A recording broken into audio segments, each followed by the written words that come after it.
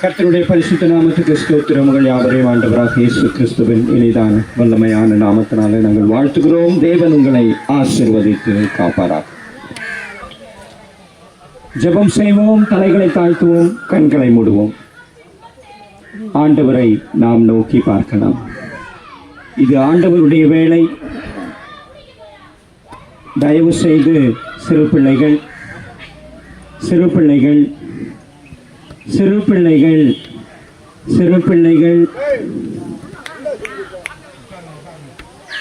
இங்க கவனிக்கணும். தலைகளை தாழ்த்தணும், கண்ணை மூடணும். விளையாடக்கூடாது. அமைதி. அவனை விட்டுடணும்.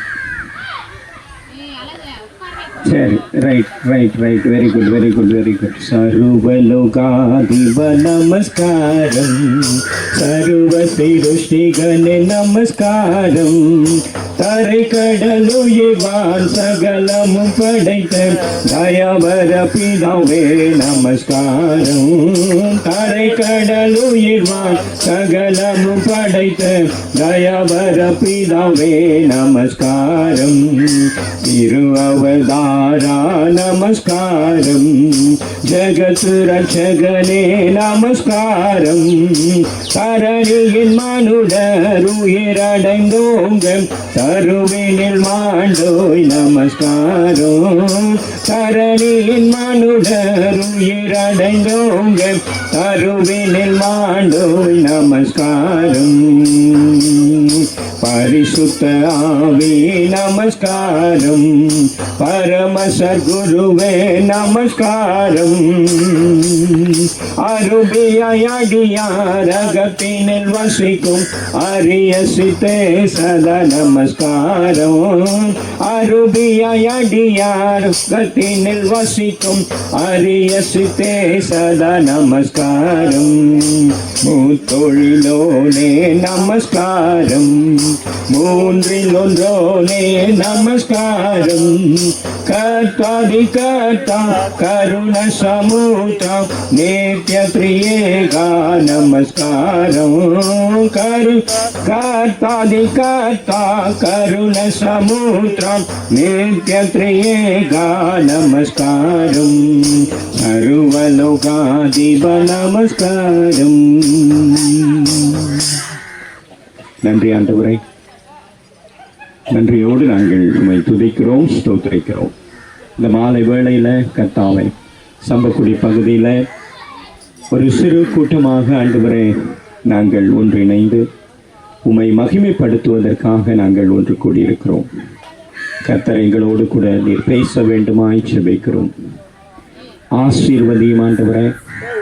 உம்முடைய சத்தத்திற்கு செவி கொடுக்கிறவர்களாக, உம்முடைய வார்த்தையை கவனமாய் கேட்கிறவர்களாக கர்த்தர் ஒவ்வொருவரையும் நீர் ஆசீர்வதிக்க வேண்டுமாய் ஜெபிக்கிறோம். கர்த்தர் பேசும், வழி நடத்தும். இயேசு கிறிஸ்துவின் மூலம் ஜெபமேறெடுக்கிறோம் எங்கள் ஜீவனுள்ள நல்ல பிதாவே. கிறிஸ்துவுக்குள் அன்பான தேவ ஜனமே, உங்கள் யாவரையும் ஆண்டவராக இயேசு கிறிஸ்துவின் இனிதான வல்லமையான நாமத்தினாலே நாங்கள் வாழ்த்துகிறோம். தேவன் உங்களை ஆசீர்வதித்து காப்பாரார். ஹல்லேலூயா, ஹல்லேலூயா, ஹல்லேலூயா. எனக்கு அருமையானவர்களே, மீண்டும் இந்த நாளிலும் கூட மாலை வேளையில் உங்களை சந்திப்பதில் எங்களுக்கு மிகுந்த மகிழ்ச்சி. ஆண்டவருடைய வார்த்தையை உங்களுக்கு சொல்ல வேண்டும் என்று மீண்டும் நாம் ஒன்று கூடியிருக்கிறோம். கர்த்தருடைய வார்த்தைக்கு செவி கொடுக்க நீங்கள் ஒன்று கூடியிருக்கிறீர்கள். நான் ஒவ்வொரு வாரமும் ஆண்டவருடைய மகத்துவங்களை உங்களுக்கு சொல்லிக் கொண்டு வருகிறோம். அது எவ்வளவு தூரத்துக்கு உங்கள் வாழ்க்கையில் ஆசீர்வாதமாக மாறி இருக்கிறது என்பதை நீங்கள் சொன்னாதான் எங்களுக்கு தெரியும், இல்லையா? இப்போ நிறைய சாட்சிகளை, நிறைய ஆண்டவர் செய்த அதிசயங்களை ஆண்டவருடைய வார்த்தையின் அடிப்படையிலும் கூட உங்களுக்கு நாங்கள் சொல்லிக்கொண்டு வருகிறோம். அது எவ்வளவு தூரத்துக்கு உங்கள் வாழ்க்கையில் பயனுள்ளதாக இருக்கிறது.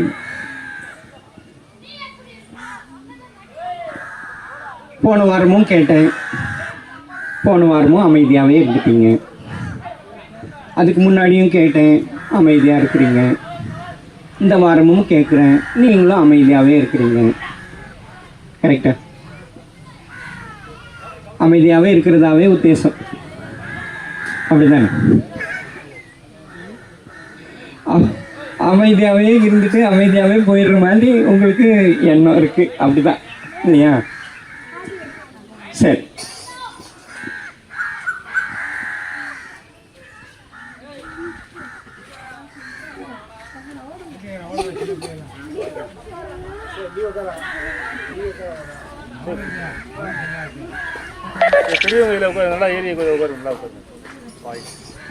சரி. ஆனா நிறைய விசேஷங்கள் இன்றைக்கு நடந்து கொண்டிருக்கிறது. உங்களுக்கு தெரியுமா கள்ளக்குறிச்சியில் என்ன நடந்துச்சுன்னு தெரியுமா?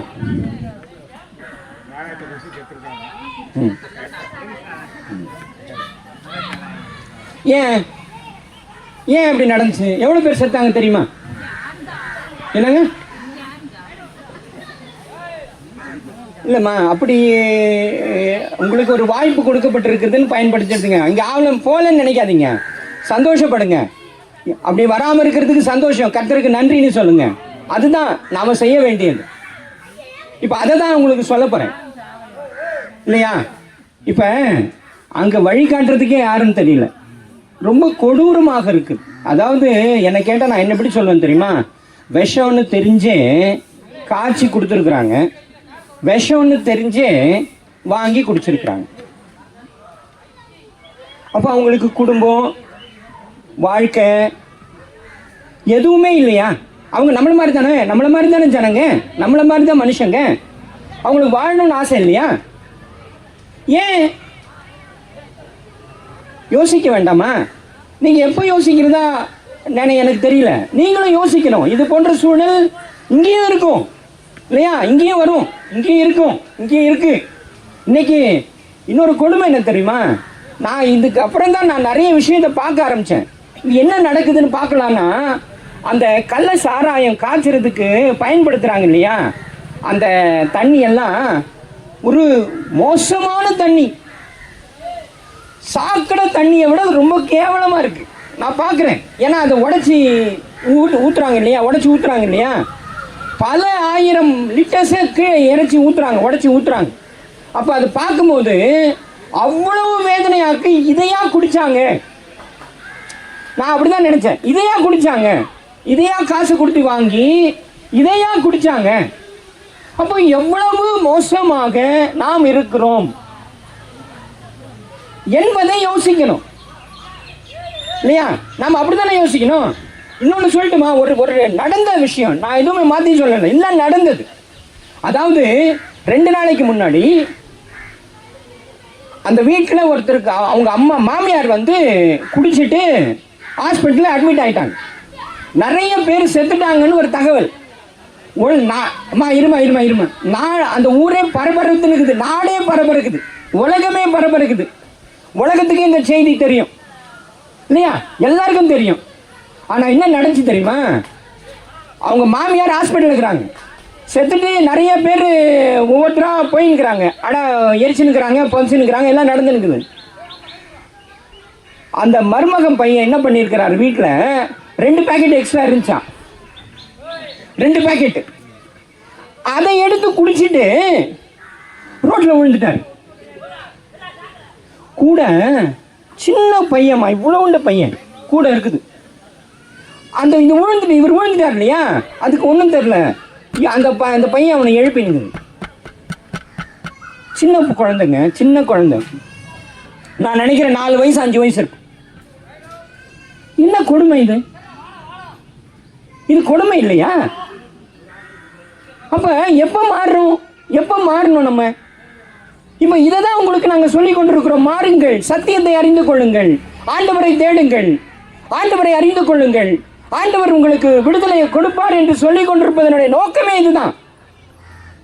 ஆனா யாரும் மாறுவதாக தெரியவில்லை என்பதுதான் ரொம்ப வருத்தம்.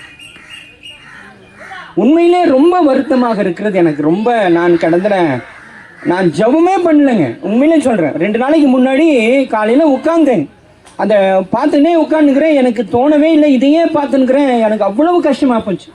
அதுக்கப்புறம் போய் உட்காந்து ஜெபம் பண்ணி அண்ணன் நாளை நாங்கள் கழித்தோம். அவ்வளவு வேதனை வருத்தம் இருக்கிறது. ஆனால் 55 பேர் செத்துட்டாங்க. காலை நியூஸ் 55. இப்போ எவ்வளோன்னு தெரியாது, நான் அதுக்கப்புறம் பார்க்கல. காலையில் நான் இங்கே வந்துட்டோம் இல்லையா, 8 மணிக்கு இங்கே வந்துட்டோம். அதுக்கு முன்னாடி பார்த்த செய்தியை நான் உங்களுக்கு சொல்கிறேன். 55 பேர். இப்போ எவ்வளோ பேருனா இப்போ போனால் தான் தெரியும், பார்த்தா தான் தெரியும். அவ்வளவு மோசமான சூழல்கள் இன்றைக்கு உலகத்தில் நடந்து கொண்டிருக்கிறது. இதை நாம் புரிந்து கொள்ள வேண்டும், புரிந்து மாற வேண்டும். இப்போ நான் உங்ககிட்ட என்ன கேட்குறேன், இப்போ ஒன்றும் இல்லைங்க, போன வாரம் பைபிள் வாங்கினீங்க. இப்போ உங்களை தான் கேட்குறேன், பைபிள் வாங்கி போனீங்க, என்ன பண்ணீங்க? சரி, குறைஞ்சபட்சம் எடுத்துன்னு வந்திருக்கலாம் கையில். பத்தியா, இது என்ன பதில்? இது எனக்கு தெரியல. நான் எதுக்கு உங்ககிட்ட கொடுத்தேன்? படிக்கலைங்க. சரி, படிக்க முடியலங்க. குறைஞ்சபட்சம் இங்கே வரணுமே, கையில் வச்சுன்னு வருவீங்க நான் எதிர்பார்த்தேன், காணோம். மறந்துட்டீங்க. என்னம்மா? மன்னிக்கவும். பாருங்க, யோசித்துக் கொள்ளுங்கள். இது என்னன்னா, இதெல்லாம் நம்முடைய செயல்பாடை வெளிப்படுத்துகிறது. குறைஞ்சபட்சம் அடுத்த வாரத்தில் இருந்தாவது தயவு செஞ்சு நீங்க எடுத்துன்னு வந்தீங்கன்னா பிள்ளைங்களும் எடுத்துன்னு வருவாங்க. அப்போ ஒரு மாற்றம், ஒரு முயற்சி. இப்ப அது மாத்திரம் இல்லை, அடுத்தது குடும்பத்தை கூட்டின்னு வரணும். வாங்க வந்து உட்காருங்க அப்படின்னு சொல்லணும். அப்பதான் ஒரு நான் கேட்குறேன், இப்ப 55 பேர் செத்துட்டாங்க ஒரு விஷ சாராயில. அந்த கிராமம் அப்படியே உட்காந்துருக்குமா? அது 20 வருஷமா அங்க சாராயம் காய்ச்சிருக்கிறாங்க. யாருமே கேட்க மாட்டாங்களா? குடும்பத்து மக்கள் யாருக்குமே அக்கறை இல்லையா? ஒருத்தருக்கும் அக்கறை இல்லையா? ஏன் உங்க குடும்பத்து மக்கள் பாதிக்கப்படுறாங்க, உங்களுக்கு என்ன போச்சு? ஏன் கேட்கல? கேட்டிருக்கணுமா இல்லையா? குறைஞ்சபட்சம் நீங்க 4 பேர் சேர்ந்து 4 பேர் போராடி இருக்கணுமா இல்லையா? செய்யணுமா இல்லையா? நம்ம குடும்பங்க, நம்ம மக்கள் இறந்து போறாங்க, ஆபத்தில் இருக்கிறாங்க, நான் காப்பாங்க. ஆனா எல்லாரும் என்ன சொல்றாங்க? அவங்க யாரும் தடுக்கல. தடுக்கிறது அப்புறங்க, நீங்க என்ன பண்ணீங்க? இல்ல, நம்ம குடும்பத்து மனுஷன் சாப்பிட்டுக்கிறாரு, தப்பை செஞ்சுனுக்கிறாரு, தப்பை தட்டு கேட்க வேண்டாமா? கேட்க மாட்டாருங்க, அவன் நம்மளை கேட்க மாட்டாரு. அதுக்காக விட்டுருலாமா? நாம என்ன பண்ணோம்? குறைஞ்சபட்சம் எதிர்ப்பு தெரிவிக்கிறதுக்கு என்ன செஞ்சோம்?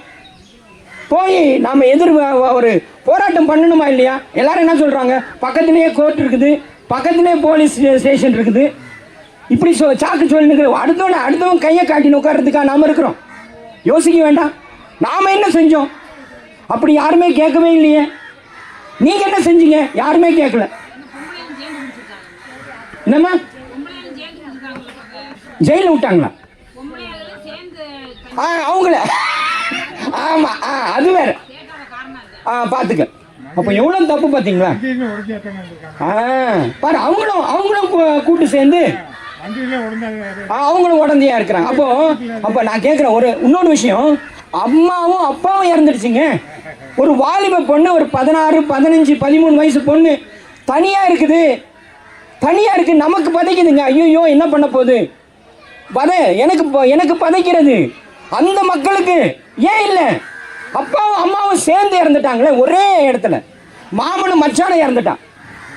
மாமனும் மச்சானும். என்ன கொடுமைங்க இது? என்ன கொடுமை? தயவு செய்து சிந்தியுங்கள் என்று உங்களிடத்தில் அன்போடு கேட்டுக்கொள்கிறேன். சரி, இதை யோசிங்க. இது இப்படியே போகக்கூடாது. நாம ஏதாவது செய்யணுமுங்க, நாம செய்யணும். அப்ப அதுக்காக தான் உங்களால் ஒன்றும் முடியலைங்க. நான் என்ன பண்ண இப்படி யோசிக்கலாம், நாம என்ன பண்ண முடியும் அப்படின்னு கூட சொல்லலாம். குறைஞ்சபட்சம் நான் இதான் கேட்குறேன், குறைஞ்சபட்சம் இங்கே வரும்போது ஒரு பைபிள் கொடுத்து அனுப்பினேன், அதை எடுத்துட்டு வந்துருக்கணுமா இல்லையா? அதுதாங்க ஒரு ஸ்டெப்பு. என்னால் முடியாதுங்க, கர்த்தர் செய்வாருங்க, அப்படின்னா அது ஒரு நம்பிக்கை வரணுமா இல்லையா? நேற்று போன வாரம் சொன்னாருங்க, உண்மை. அது ஒரு பெரிய சாட்சி. நாங்கள் இங்கே இறங்குறோம், காரில் இறங்குறோம், அவ்வளவு பெரிய இடி. இங்கே நான் போன வாரம் அவ்வளோ பெரிய இடி. நானே பயந்து, என்னடா இது இவ்வளோ மழை வந்துடும் போல இருக்கு அப்படின்னு நினச்சினே வந்தா, இவர் என்னன்றாரு, அது கர்த்தர் அனுப்பிடுவாருங்க. என்ன பண்ணுவார்? கர்த்தர் மழையை அனுப்பிடுவாருங்கன்னாரு. அப்படியா, சந்தோஷம், நான் நின்னேன். அதே மாதிரி அனுப்பிட்டார். ஆனால் நடந்தது என்ன தெரியுமா? நாங்கள் போகும்போது வழியெல்லாம் அவ்வளவு மழைங்க, வழியெல்லாம் அவ்வளோ தண்ணி. நாங்கள் போகும்போது மழை இல்லை, ஆனால் அவ்வளவு மழை, ரோடெல்லாம் மழை. அப்போ நாங்கள் நினச்சின்னு போகிறோம், நம்ம ஊரில் நாங்கள் போய் ஊழியம் செஞ்ச இடத்துல ஒன்றுமே இல்லை, பக்கத்தில் என்ன 3 பேர் ஃபோன் பண்ணாங்க. 3 பேர் ஃபோன் பண்ணாங்க, அங்கே மழை இல்லையா? நீங்கள் போன இடத்துல மழை இல்லை. இல்லையே, அங்கே மழை இல்லையே. இப்படிதான். அப்போ எவ்வளவு அதிசயமாக கர்த்தர் நம்மை காப்பாற்றி கொண்டிருக்கிறார் என்று நினைக்க வேண்டாமா? யோசிக்க வேண்டாமா? எப்போ யோசிக்கிறதா உத்தேசம்? தயவு செய்து ஒப்பு கொடுங்கள் பிரியமானவர்கள். சரி, இன்னைக்கு இன்னொரு காரியங்களை உங்களுக்கு சொல்ல விரும்புகிறேன். இன்னும் கொஞ்சம் உங்களுக்குள்ள விசுவாசத்தை வர்த்திக்க செய்ய வேண்டும், இன்னும் விசுவாசம் விருத்தி அடைய வேண்டும் என்பதற்காக ஒரு 2-3 சாட்சிகளை நான் சொல்லி இந்த செய்தியை நான் முடிக்க விரும்புகிறேன். அடுத்த வாரம் மீண்டும் நாம் சந்திக்கலாம். முதல்ல நம்ம கூட இங்க வருவார் இல்லையா, தாமோதரன் ஒருத்தர் வருவார் தெரியுமா? இங்க ஊழியத்துக்கு வருவார் தெரியுமா? தாமோதரன் இவரோட வருவார். செவத்தவர்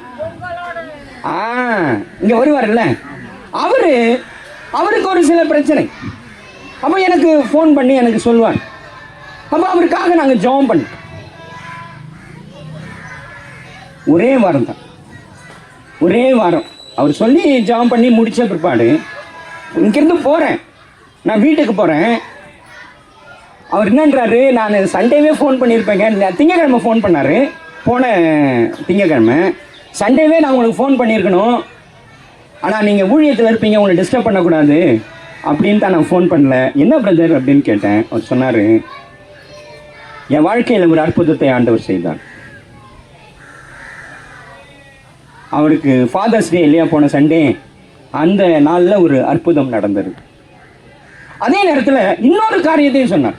அதே நாளில் அவர் இன்னொரு விஷயத்தையும் என்கிட்ட சொல்லியிருந்தார் ஜெபம் பண்ணுறதுக்காக. என்ன அப்படின்னா, ஒருத்தருக்கு மஞ்சா காமாலை நோய், மஞ்சா காமாலை ரொம்ப பாதிக்கப்பட்டு மருத்துவமனையில் அட்மிட் ஆயிட்டாங்க.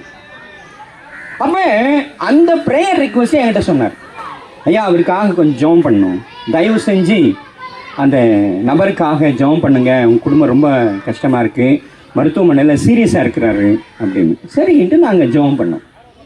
அன்னைக்கு அவர் சொல்கிறாரு, அந்த மஞ்சா காமாலை நோயாளி சுகமாகி வீட்டுக்கு வந்துட்டாரு. அல்லேலூயா, அல்லேலூயா. ஒன்றும் சத்தமே காணும்.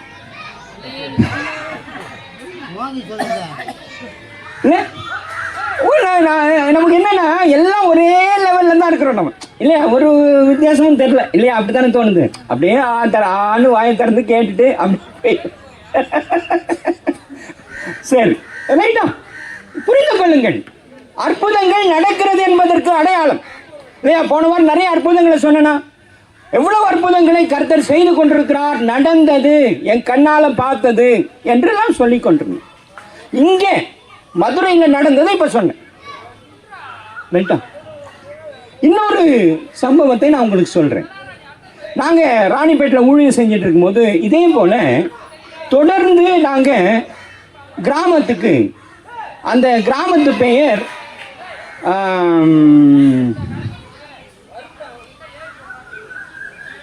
நல்ல பேர், தேவசேனை. தேவசேனை என்று பேர் அந்த கிராமத்துக்கு பேர். அந்த தேவசேனை கிராமத்துக்கு நாங்கள் வாரம் 2 நாள் போவோம். வாரத்துக்கு செவ்வாய்க்கிழமை புதன்கிழமை அந்த கிராமத்தில் போய் ஊழியத்துக்காக போவோம், ஜெபம் பண்ணிட்டு வருவோம். அப்படி ஜெபம் பண்ணிட்டு இருக்கும்போது ஒரு நபரை அழைத்து கொண்டு வந்தார்கள். வயதானவர், ரொம்ப வயசு, எனக்கு தெரிஞ்சு ஒரு 75 அந்த ரேஞ்சுக்கு மேலே இருக்கு, வயதானவர். அடுத்தது அவர்கிட்ட என்னன்னா, உடம்பு முழுக்க ஆடும், உடம்பு தலையிலேருந்து கால் வரைக்கும் உதறல், பயங்கரமாக உதறும், ரொம்ப உதறல். அவரை அழைச்சிட்டு வந்தாங்க. ஆனால் அவர் ரொம்ப நல்லவர். எப்படின்னா, ஒன்றும் பேச மாட்டார், ஒரு தொந்தரும் பண்ண மாட்டார். அவரை கொண்டாந்து அப்படியே அந்த மூலையில் உட்கார வச்சு அந்த செவுத்துல சாய வச்சுருவாங்க. அப்படியே உட்காந்துருப்பார். அப்படியே உட்காந்துருப்பார். நான் இந்த மாதிரி பாட்டு பாடி ஆராதனை பண்ணிட்டு வசனங்களை சொல்லிட்டு ஜெபம் பண்ணி முடிச்ச உடனே எல்லாரும் வந்து ஜெபம் பண்ணிப்பாங்க, ஒவ்வொருத்தராக வந்து ஜெபம் பண்ணிப்பாங்க. அப்படி ஜெபம் பண்ணிக்கும் போது கூட அவர் தொந்தரவே பண்ண மாட்டார், எனக்கு முதல்ல பண்ணிடு சொல்லவே மாட்டார். எல்லாருக்கும் ஜெபம் பண்ணிவிட்டு எல்லாம் போன பிற்பாடு கடைசி அங்கே போய் அவர் மேலே தலை மேலே கையை வச்சு ஜெபம் பண்ணிட்டு அமைதியாக இருப்பார். நீங்கள் நம்ப மாட்டீங்க, ஒரு 3 வாரம் இருந்திருக்கும். அதுவே ஜாஸ்தி நினைக்கிறேன், ஒரு 3 வாரம் கணக்கு வச்சுக்கலாம். 3வது வாரம் அல்லது 4வது வாரம் இதே மாதிரி தான் நடக்கும். அவர் என்ன பண்ணுவார் தெரியுமா? எழுந்து நிற்பார். எப்படி? ஆட்டமே இல்லை, அப்படியே எழுந்து நிற்பார். அதே மாதிரி அங்கே போய் ஜெபம் பண்ணுவேன், போயிடுவாங்க. அல்லேலூயா, அல்லேலூயா, அல்லேலூயா. அப்போ இதையெல்லாம் புரிந்து கொள்ளுங்கள். உங்கள் வாழ்க்கையிலும் இது போன்ற காரியங்களை, அற்புதங்களை நானும் பார்க்க வேண்டும் என்ற எண்ணம் நமக்கு வர வேண்டும். அப்போ அந்த எண்ணம் எப்போ வரும்? நாம் செயல்பட்டால் தான் வரும். என்னம்மாங்க? ஏமா இங்கே பாருமா, அது யாராவது தூக்கின்னு போட்டோம், அப்புறம் பார்த்துக்கலாம். சரியா? நல்லா கவனிங்க, நல்லா கவனிங்க. இவ்வளோ சீரியஸான விஷயத்த சொல்லுகிறேன், நீங்கள் அங்கே பார்த்துன்னு அங்கே பிடிச்சின்னு தூக்கின்னு போதுன்னா நான் என்ன பண்ணுறது சொல்லு பார்க்கலாம். அப்போ நல்லா கவனிங்க, நல்லா கவனிங்க. இது ரொம்ப சீரியஸான விஷயம், நீங்கள் புரிந்து கொள்ள வேண்டும். இன்னொரு சம்பவத்தை நான் உங்களுக்கு சொல்ல விரும்புகிறேன். அதாவது ஸ்ரீனிவாசன் ஒருத்தர், அவர் எந்த ஊருக்காரனா? திருச்செந்தூர்கார். திருச்செந்தூர் தெரியுமா? திருச்செந்தூர் தெரியும். அதில் ஒரு விசேஷம் கூட இருக்கு அந்த ஊரில். அவர் அந்த ஸ்ரீனிவாசன் என்பவர் ஒரு கோயில் பூஜாரியினுடைய மகன். ரைட்டா? கோயில் பூஜாரியினுடைய மகன். அவர் கல்லூரியில் படித்து கொண்டிருக்கிறார். எங்கே படிக்கிறாரு? கல்லூரியில் படிச்சுட்டு இருக்கிறார். ரைட்டா? அப்போ படிச்சுட்டு இருக்கும்போது அவருக்கு அவருடைய நண்பர் ஒருவர் பைபிள் அவருக்கு கொடுத்து, நீ படிப்பா இதை, நான் என்னென்ன பண்ண போகிறேன் அப்படின்னு, படிய உனக்கு பிரயோஜனமாக இருக்கும், சரி வாங்கிட்டு படிக்கலாம் அப்படின்னு அதை படிச்சுட்டு வர்றார். அவருடைய குடும்பத்தில் என்ன பிரச்சனை அப்படின்னா, அவருடைய சொந்த தாய் அந்த அம்மா கோமாவில் இருக்கிறாங்க வீட்டில். கோமானா என்ன தெரியுமா? என்னம்மா? ஆமாம், ஒன்றுமே எதுவுமே பண்ண முடியாது, அப்படியே அசைவில்லாமல் அப்படியே படுத்துக்கிட்டே இருப்பாங்க. அவங்க வீட்டில் இருக்கிறாங்க, வீட்டில் வச்சிருக்கிறாங்க. இப்போ அவருக்கு என்ன தோணுதுன்னா, இதில் நிறைய அற்புதங்களை பற்றி ஆண்டவர் பேசியிருக்கிறாரு, இந்த அற்புதம் என் வாழ்க்கையில் நடக்கூடாதா, என் தாய்க்கு அது நடக்கூடாதா அப்படின்னு ஒரு எண்ணம் அவருக்கு. நான் சொல்கிறது புரியுதா? அவருக்கு அந்த எண்ணம் வந்துருக்குல்ல. அப்போ அதை படிக்கும்போது அவருக்கு வந்தது. எதை வச்சு அந்த அடிப்படை அப்படின்னா, பைபிளில் 3 உயிர்த்தெழுதல்களை ஆண்டவர் பதிவு செய்திருக்கிறார். எத்தனை உயிர்த்தெழுதல்? 3. நம்பர் 1, ஒரு உயிர்த்தெழுதல் எப்படி நடந்ததுன்னா, ஒரு வாலிப மகனை விதவை தாய் பாடையில் கட்டி தெருவில் எடுத்துன்னு போகிறாங்க. எங்கேக்கு? அடக்கம் பண்ணுறதுக்கு எடுத்துன்னு போகிறாங்க. அந்த இடத்துல ஆண்டவர் அந்த மகனை பார்த்து, வாலிபனே எழுந்திரு அப்படின்னு சொல்லி ஆண்டவர் எழுப்பினார் என்ற பதிவு பைபிளில் இருக்கு. ரைட்டா? லூக்கா 7வது அதிகாரம் 14வது வசனத்தில் நீங்கள் பார்க்கலாம். ரைட்டா? படிக்கட்டுமா? அதை படிக்கட்டுமா? லூக்கா 7வது அதிகாரம் 14வது வசனம்.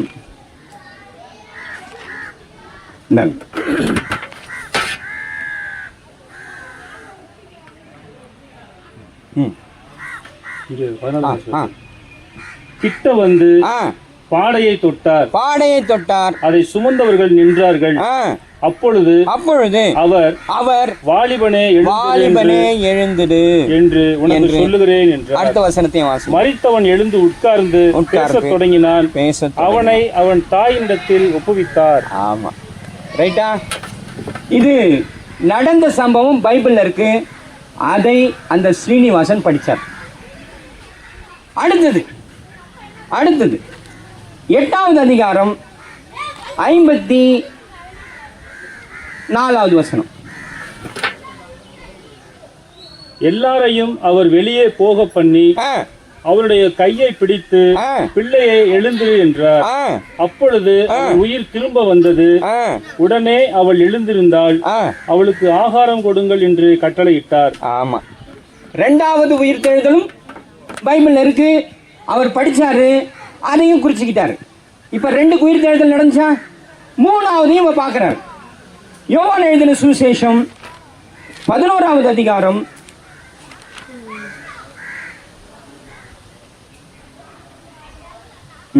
43. இவைகளை சொன்ன பின்பு லாசருவே வெளியே வா என்று உரத்த சத்தமாய் கூப்பிட்டார். அப்பொழுது மரித்தவன் வெளியே வந்தான். அவன் கால்களும் கைகளும் பிரேத சீலைகளினால் கட்டப்பட்டிருந்தது. அவன் முகம் சீலையால் சுற்றப்பட்டிருந்தது. இயேசு அவர்களை நோக்கி, இவனை கட்டவிழ்த்துடுங்கள் என்றார். அப்பொழுது மரியாளிடத்தில் வந்திருந்து இயேசு செய்திகளை கண்டவர்களாகி யூதர்கள் அநேகர் அவரிடத்தில் விசுவாசம் உள்ளவர்களானார்கள். ஆமா, ரைட்டா? எத்தனை உயிர் தெழுதல்? 3. இதெல்லாம் உடனே நடந்தது இல்லையா? அந்த சிறு பெண்ணை எழுந்திருந்து அன்னைக்கு அப்பதான் சேர்ந்துட்டாங்க. அந்த பெண்ணை எழுப்பினாங்க. இன்னொருத்தர் ரோட்ல கொண்டு போறாங்க அடக்கம் பண்றதுக்கு. 1 நாள் ஆயிருக்கும் இல்லையா? 1 நாள் தானே வைப்பாங்க வீட்டில். 2வது நாள் அடக்கம் பண்ணிடுவாங்க. 2 நாள் கணக்கு. ஆனால் இந்த லாசரு 4 நாள் ஆச்சு அடக்கம் பண்ணப்பட்டவர். கல்லறைக்குள் வைத்து அடக்கம் பண்ணி மூடி வச்சுட்டவங்க. அப்போ 4 நாள் ஆயிட்டது. 4 நாளுக்கு பிறகு ஆண்டவர் எழுப்பினார். இந்த 3 விஷயத்தை இவர் குறிச்சுக்கிட்டார். யாரு? ஸ்ரீனிவாசன் குறிச்சுக்கிட்டார். இப்போ அவருக்குள்ள என்ன தோணுதுன்னா, எங்க அம்மா சிக்கா இருக்கிறாங்கல்ல, சொந்த தாய் படுத்த படிக்கையா இருக்கிறாங்கல்ல, ஏன் என் தாயை ஆண்டவர் எழுப்பக்கூடாது இல்லையா? அப்படி ஒரு எண்ணம் வரும் இல்லையா? அப்போ அந்த எண்ணம் வந்துச்சு அவருக்கு.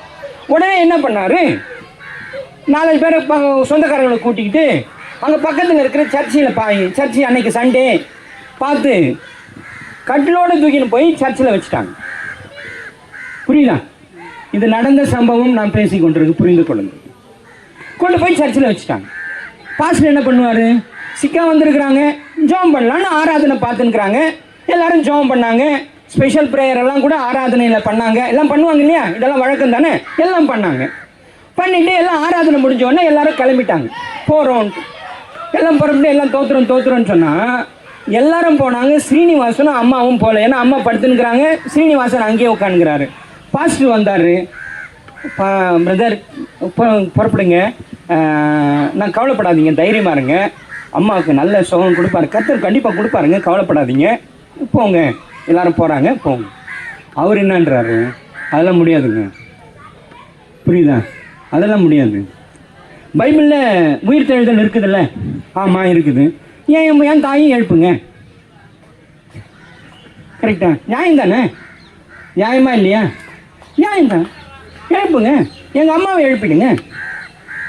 அவர் பாஸ்டர், ஐயா கண்டிப்பாக கவலைப்படாதீங்க, அவர் வருத்தத்தில் பேசுகிறாருன்னு அவருக்கு புரியுது. கவலைப்படாதீங்க, கண்டிப்பாக செய்வாருங்க, பயப்படாதீங்க, நம்ம ஜோம் பண்ணலாம், நம்ம ஜோம் பண்ணோம், கண்டிப்பாக செய்வார், பயப்படாதீங்க, ஒன்றும் பயப்படாதீங்க, எல்லாம் நல்லாயிடும்.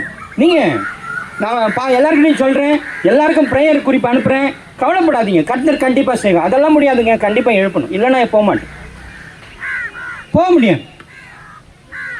இவர் எவ்வளவோ சொல்லி பார்த்தார், அவர் கேட்குற மாதிரி தெரியல. இல்லை, எங்கள் அம்மாவை எழுப்புங்க, நான் போகிறேன், இல்லைன்னா நாங்கள் இங்கே தான் இருப்போம். இவருக்கு பெஜாராயிடுச்சு. உடனே ஓடினார் வெளியில். போயின்னுக்கிறாங்க இல்லையா, எல்லாரும் விசுவாசிங்க போயின்னுக்கிறாங்க இல்லையா வீட்டுக்கு. அம்மா அம்மா ஒரு நிமிஷம் நில்லுங்க, எல்லாம் நின்னாங்க.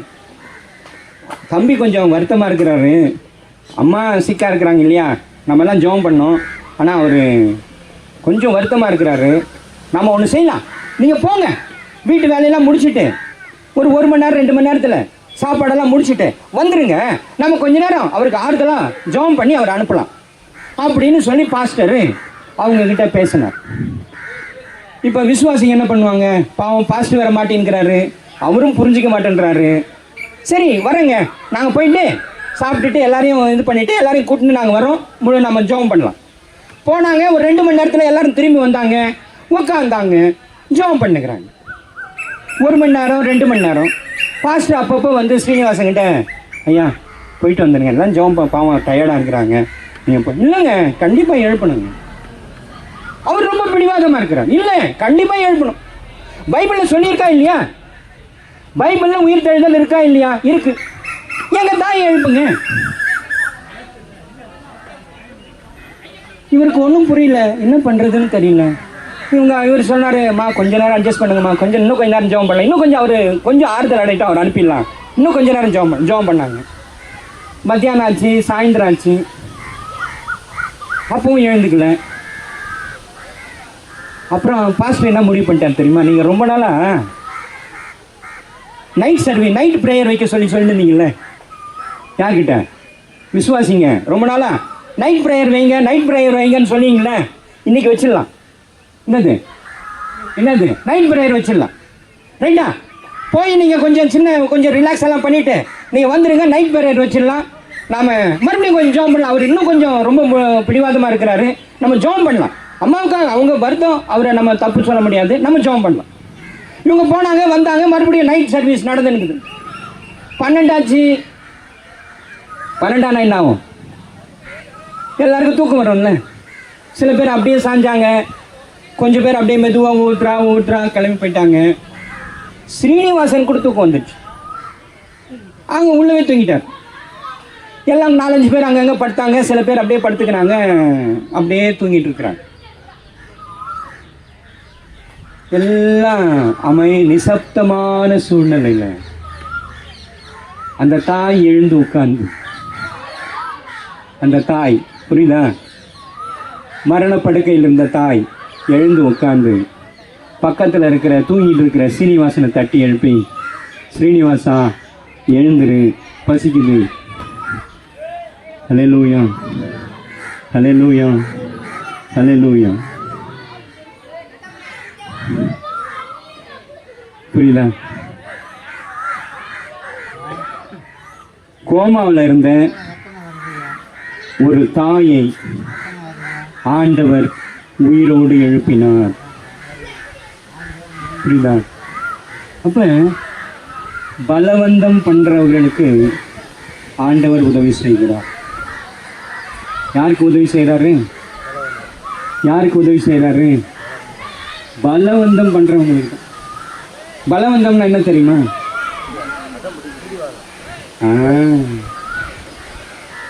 பலவந்தம் பண்றவங்களுக்கு பதில் தருகிறார்.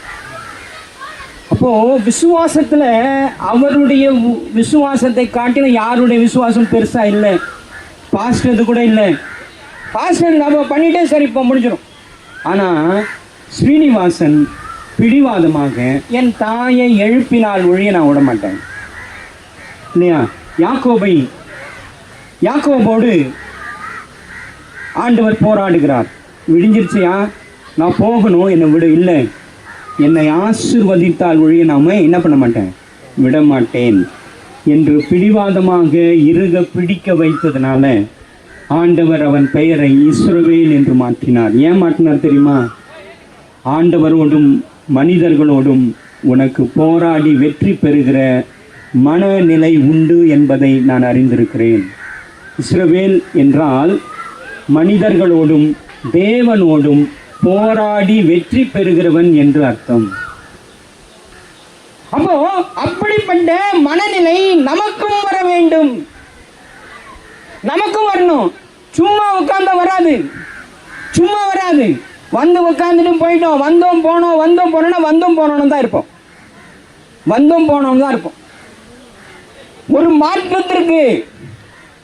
ஒரு மாற்றம் நடக்க வேண்டுமானால் நாம் பிடிவாதமாக உட்கார்ந்து அதை பெற்றாக வேண்டும்.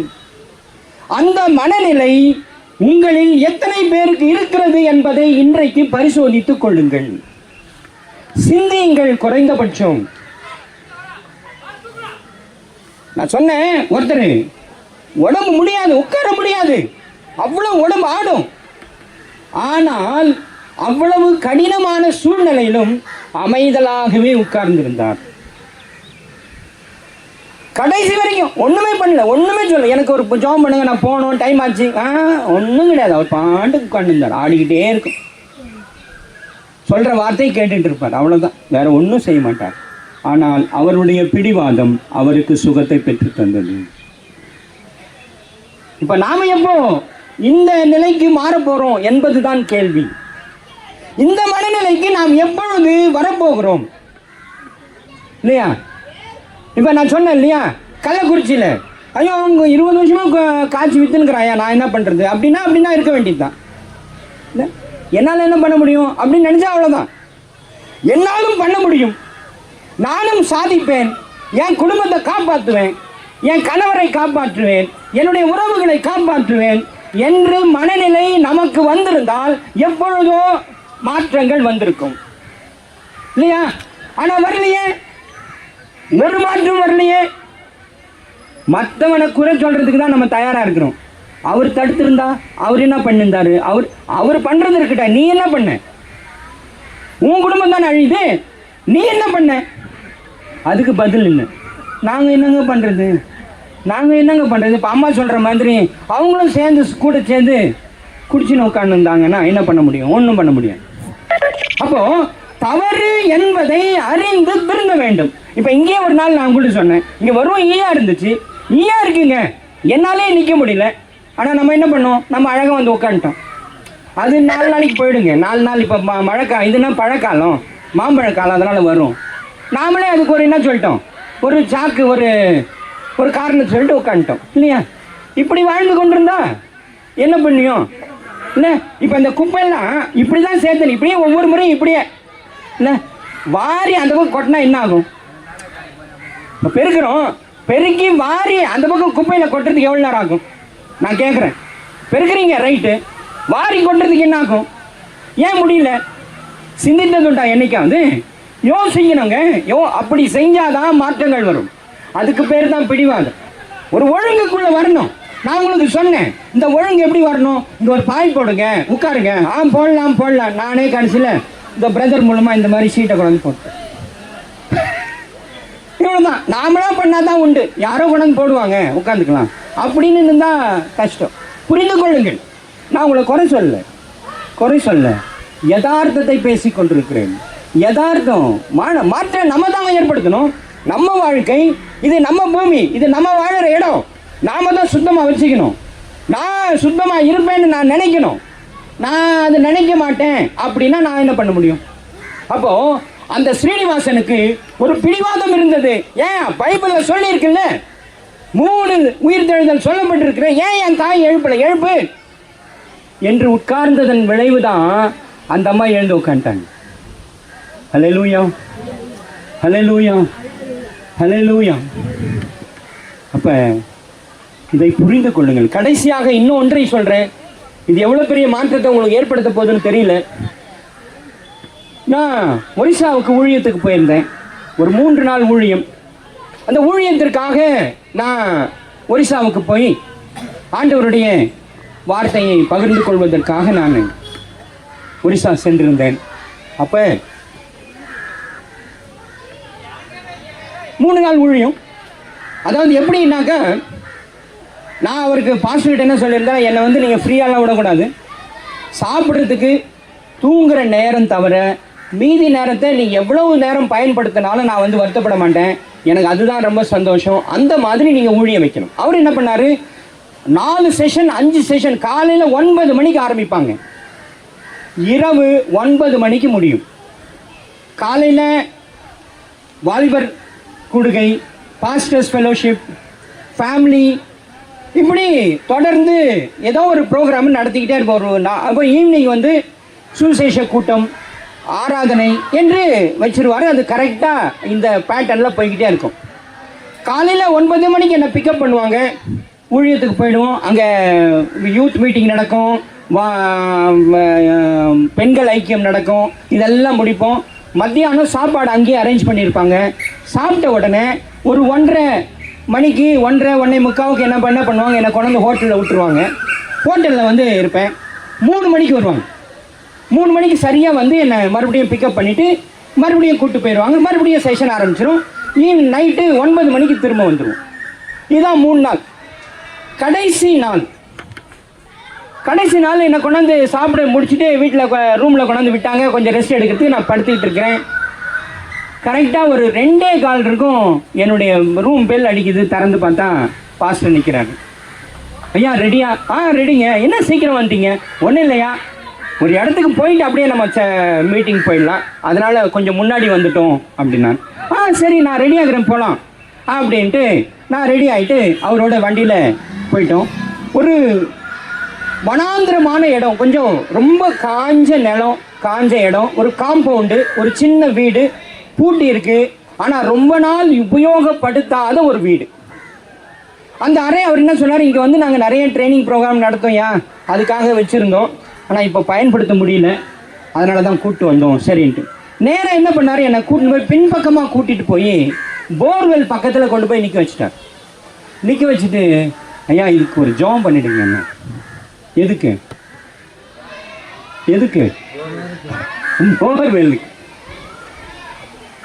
போர்வெல்லுக்கு. சரி அவரு கேட்குறாருல்ல, நாமளும் ஜெபம் பண்ணலாம். நான் என்ன பண்ணேன், கை வெட்டி ஆண்டவரை இந்த போர்வெல் ஆசீர்வதிங்க அப்படின்னு சொல்லி ஒரு நல்ல ஜெபம் பண்ணிட்டு அங்கிருந்து என்னை கூட்டிட்டு நேராக வேற ரூமெல்லாம் கூட திறக்கல, ஏன்னா அது ரொம்ப நாள் பழைய இடம். அதனால் கூட்டிட்டு மறுபடியும் அவங்க இடத்துக்கு கூப்பிட்டு போனால் அன்னைக்கு ப்ரோக்ராம்லாம் முடிச்சு நைட்டு 11 மணிக்கு எனக்கு ட்ரெயின், நான் புறப்பட்டு வந்துட்டேன். மறு வாரத்தில் எனக்கு ஃபோன் பண்ணுறார் அந்த பாஸ்டர். அதுக்கு முன்னாடி என்ன சொன்னார்னா, இந்த போர்டெல்லாம் காஞ்சி போச்சு, அங்கே செடியெல்லாம் இருக்கும் இல்லையா, நிறைய செடிங்க வச்சுருக்காங்க, இந்த மாதிரி மரங்க எல்லாம் காஞ்சி போயிருக்கு, எல்லாம் காஞ்சி, தண்ணி இல்லை. அப்படியே விட்டேன், ஒன்றும் பண்ண முடியல. சரி நீங்கள் வந்திருக்கீங்க, ஒரு ஜெபம் பண்ணிட்டு சரி பண்ணிட்டோம், ஜெபம் பண்ணிட்டு போயிட்டோம். அதே முடிஞ்சு போயாச்சு. போய் நான் வந்துட்டேன். வந்த பிற்பாடு அந்த பாஸ்டர் எனக்கு ஃபோன் பண்ணுறார். அவர் சொல்கிறாரு, ஐயா நீங்கள் வந்து ஜெபம் பண்ணிட்டு போனீங்க, எனக்கு ஒரு விசுவாசம், நீங்கள் வந்து ஜெபம் பண்ணிட்டு போனீங்களே, போய் பார்க்கலாம் அப்படின்னு போய் மோட்டரை ஆன் பண்ணால் தண்ணி பீச்சு அடிக்குதான். எப்படி பிச்சுக்கிட்டு வருதான் தண்ணி. ஹல்லேலூயா, ஹல்லேலூயா. இதுக்கு பேர் தான் விசுவாசம், இதுக்கு பேர் தான் விசுவாசம். நடக்காதது, அதாவது அவாந்திர வெளியில ஆறுகளை உண்டாக்குகிறவர் நம்முடைய ஆண்டவர் என்பதை புரிந்து கொள்ளுங்கள். உங்கள் வாழ்க்கை வனாந்திரமாக இருக்கலாம், உங்கள் வாழ்க்கை காய்ந்து போயிருக்கலாம், உங்கள் வாழ்க்கை பிரயோஜனமற்றதாக இருக்கலாம் ஒருவேளை. ஆனால் முடிவெடுத்துக் கொள்ளுங்கள், அவரிடத்தில் விசுவாசமாய் கேட்கிறவன் எவனோ அவன் பெற்றுக்கொள்கிறான் என்று வேதம் சொல்லுகிறது. யார் ஒருவன் கர்த்தரிடத்தில் விசுவாசம் வைத்து அவரிடத்தில் எதை வேண்டுமானாலும் கேட்கலாம்னு சொல்லியிருக்கிறார். எதை வேணாலும் நீ கேட்கலாம், அவரால் முடியாதது ஒண்ணுமே கிடையாது. எத்தனை பேர் இந்த விசுவாசத்தோடு கேட்பதற்கு தயாராக இருக்கிறீர்கள் என்பதுதான் என்னுடைய கேள்வி. இன்றைக்கு நான் உங்களிடத்தில் கேட்பது இதுதான், எத்தனை பேர் விசுவாசத்தோடு கர்த்தரிடத்தில் கேட்க போகிறீர்கள், கேட்டதை பெறப்போகிறீர்கள் என்பதுதான் கேள்வி. இதை நான் தொடர்ந்து 3-4 வாரமாக உங்களிடத்தில் கேட்டுக்கொண்டிருக்கிறேன். என்ன மாற்றம், என்ன மாற்றம், என்ன மாற்றம் என்று கேட்ட கேள்விக்கெல்லாம் இதுவரையிலும் நீங்க அமைதலாக என்னை முறைச்சி பார்த்ததை தவிர வேற ஒன்னையும் நான் பார்த்ததா எனக்கு தெரியல. வரும் வாரத்திலையாவது நீங்க ஐயா என் வாழ்க்கையில இது நடந்தது, என் வாழ்க்கையில இதை ஆண்டவர் எனக்கு செய்தார் என்று எத்தனை பேர் சொல்ல போகிறீர்கள் என்ற கேள்விதான் இன்னைக்கும் நான் உங்க முன்பாக வைக்கிறேன். நீங்கள் தான் அதற்கான பிரயாசம் எடுக்க வேண்டும். ஹல்லேலூயா, ஹல்லேலூயா, ஹல்லேலூயா. இன்னும் நிறைய ஏராளமான காரியங்கள் இருக்கிறது, அதனால் தொடர்ந்து சொல்ல முடியும். அது 4 பத்தாது, வருஷங்கள் கூட ஆகலாம். அவ்வளவு நாள் மணிக்கணக்கா என்னால பேச முடியும். அவ்வளவு அடையாளங்களை நாங்கள் கண்கூடாக பார்த்தவர்கள், கண்கூடா பார்த்திருக்கிறோம். ஆனால் நான் பயன்பெறல என்று நீங்கள் நினைப்பீர்களானால், நீங்கள் கிரியை செய்தால்தான் அது நடக்கும். நீங்க உங்களுக்குள்ளே ஒரு மாற்றம் வந்தால்தான் அது நடக்கும். ஆகவே இன்றையாவது ஒப்பு கொடுங்கள், உங்களை தாழ்த்துங்கள், ஆண்டவருடைய வார்த்தைக்கு செவி கொடுங்கள், ஆண்டவரிடத்தில் கேளுங்கள். அப்பொழுது ஆண்டவர் உங்கள் வாழ்க்கையிலும் ஒரு அற்புதத்தை அல்ல 1000 அற்புதங்களை செய்வதற்கு வல்லவராக இருக்கிறார். இந்த இங்க இருக்கிறாரு ராஜ்குமார், அவர் வாழ்க்கையில எவ்வளவு அற்புதம். அவருக்கு இருந்த கிட்னி ஸ்டோன் ஒரே நொடியில மாத்திட்டார். தெரியுமா உங்களுக்கு? ஒரே நொடியில அவர் முழங்கால் படியிட்டு, அவருக்கு அப்ப தெரியவே தெரியாது என்ன பண்ணணும் ஏது பண்ணணும்னு தெரியாது. ஆனால் ஆண்டவர் அவர் வாழ்க்கையில ஒரு அற்புதத்தை செய்தார். அதனால தான் இன்னைக்கு இங்க இருக்கிறார். சும்மா வந்து நிக்கல, அவர் வாழ்க்கையில அற்புதத்தை பார்த்ததுனால இங்க வந்து நின்னுகிறார். அப்போ எல்லார் வாழ்க்கையிலும் ஆண்டவர் கிரியை செய்வதற்கு வல்லவராக இருக்கிறார். யார் கேட்கிறார்கள், யார் அவரை நேசிக்கிறார்கள், யார் அவரை விசுவாசிக்கிறார்கள் என்பதுதான் கேள்வி. அதை நீங்கள் தான் முடிவு பண்ண வேண்டும். முடிவு பண்ணி நீங்கள் ஒப்பு கொடுத்தால் உங்கள் வாழ்க்கையிலும் ஏராளமான ஏராளமான ஏராளமான நன்மைகளை நீங்களும் பார்க்க முடியும். உங்க வாழ்க்கையும் மாறும், உங்களுடைய சந்ததி மாறும், உங்கள் தலைமுறை ஆசீர்வதிக்கப்படும். ஆண்டவர் சொல்றாரு யாத்திராகமம், வாங்க பிரதர், 20:6 வாசி. யாத்திராகமம் 20:6.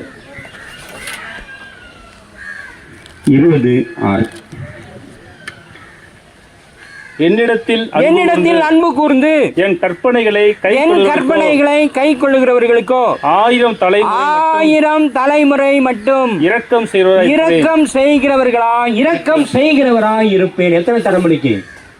1000 வருஷம் இல்ல, 1000 தலைமுறை. ஒரு தலைமுறை எவ்வளவு தெரியுமா? குறைஞ்சபட்சம் 70. அப்போ 70னா 70 × 1000, 70,000 ஆண்டுகள் உங்களை ஆசீர்வதிக்கிற வல்லவராக இருக்கிறேன்னு பதில் சொல்றார். 1000 வருஷங்க, 1000 தலைமுறை இல்லையா? ஒரு தலைமுறை 70 வருஷம், சும்மா ஒரு கணக்குக்கு 70 வருஷம் இல்லையா? இன்னைக்கு 70 என்பது ஒரு தலைமுறையா பார்க்கிறோம். அப்போ 70,000 80,000 வருஷங்கள் அவர் நம்மை ஆசீர்வதிக்கிறாரா? இது எப்படி பாருங்க இல்லையா? யோசிக்க வேண்டாமா? 70,000 என்ன கணக்கு தெரியுமா? நாம பார்க்கறது ஒரு 70 வருஷம் தான். ஆனால் அவர் சொல்லுகிறார் 70,000 வருடங்கள், 80,000 வருடங்களை பத்தி பேசுறார். இப்போ உங்களை பார்த்தாருன்னா அவர் என்ன தெரியுமா பார்ப்பாரு? உங்களை இப்படி பார்க்க மாட்டாரு. உங்க தலைமுறைய 400 வருஷம் 500 வருஷத்தை பின்னாடி போய் அங்க பார்த்து உங்ககிட்ட பேசுவார். புரியுதா நான் சொல்றது? புரியுதா? யாருக்காவது புரியுதா? அவர் என்ன பார்க்கிறாருன்னா என்ன பார்க்க மாட்டாரு. எனக்கு பின்னாடி 500 வருஷம் 1000 வருஷத்தை பின்னாடி என்ன நடக்க போகுதுன்னு சொல்லுவார் எனக்கு. அப்படித்தான் ஆபிரகாமுக்கு சொன்னார். ஆபிரகாமை பார்த்து, நீ நல்ல வயசுல மரிப்பை கவலைப்படாத, நீ தைரியமா இரு, உனக்கு ஒண்ணும் இல்லை, உனக்கு நான் தேசங்களை கொடுப்பேன், உன்னால் ராஜாக்கள் தோன்றுவார்கள். வாசிக்கிறீங்களா? வாசிங்க. ஆதியாகமம் 12:3.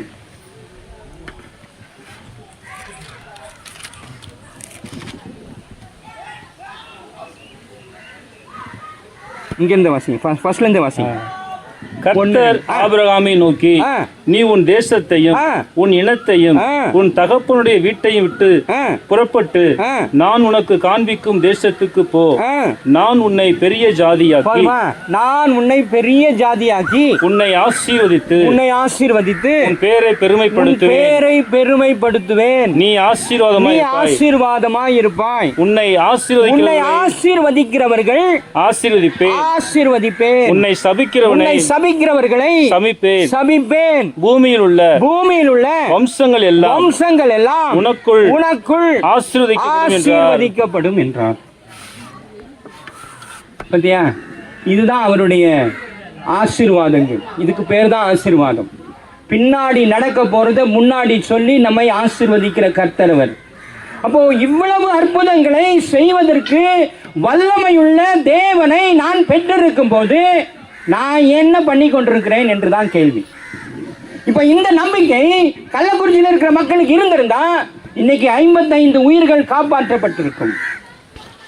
அதுல கிறிஸ்தவர்களும் அடக்கம். அதையும் புரிஞ்சுக்கணும். 7 பேர் கிறிஸ்தவர்கள்.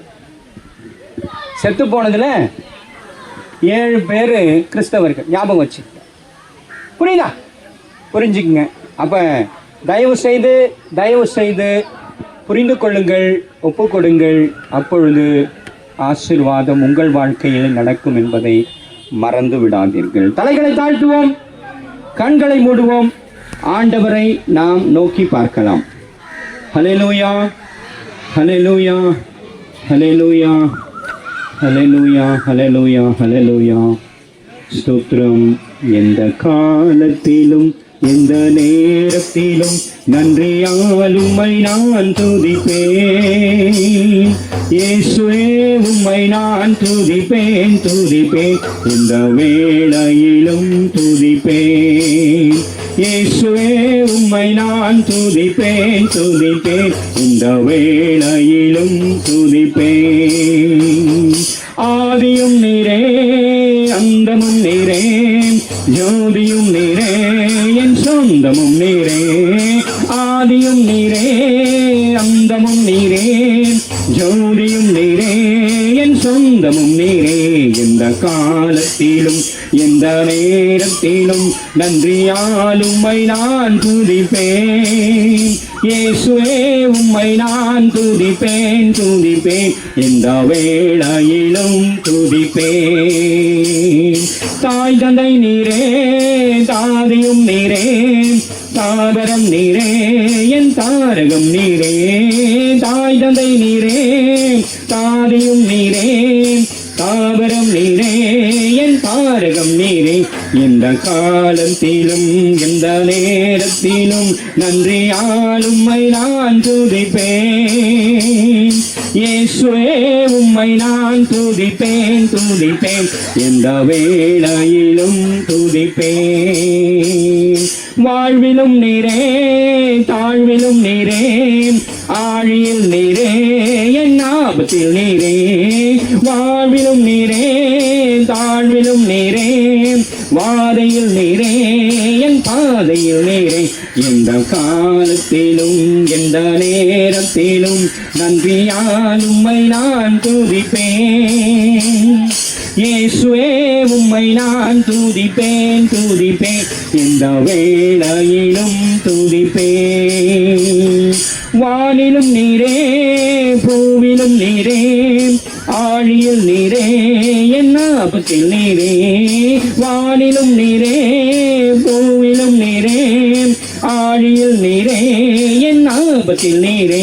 எந்த காலத்திலும் எந்த நேரத்திலும் நன்றியால் உம்மை நான் துதிப்பேன். இயேசுவே உம்மை நான் துதிப்பேன். எந்த வேளையிலும் துதிப்பேன். துன்ப நேரத்தில் இன்பமும் நீரே, இன்னல் வேளையில் மாறாதவர் நீரே. துன்ப நேரத்தில் இன்பமும் நீரே, இன்னல் வேளையில் மாறாதவர் நீரே. எந்த காலத்திலும் எந்த நேரத்திலும் நன்றியால் உம்மை நான் துதிப்பேன். இயேசுவே உம்மை நான் துதிப்பேன் துதிப்பேன், எந்த வேளையிலும் துதிப்பேன். மீட்பரும் நீரே என் மெய்ப்பரும் நீரே, மேன்மையும் நீரே என் மகிமையும் நீரே. மீட்பரும் நீரே என் மேற்பரும் நீரே, மேன்மையும் நீரே என் மகிமையும் நீரே. எந்த காலத்திலும் எந்த நேரத்திலும் நன்றியால் உம்மை நான் துதிப்பேன்.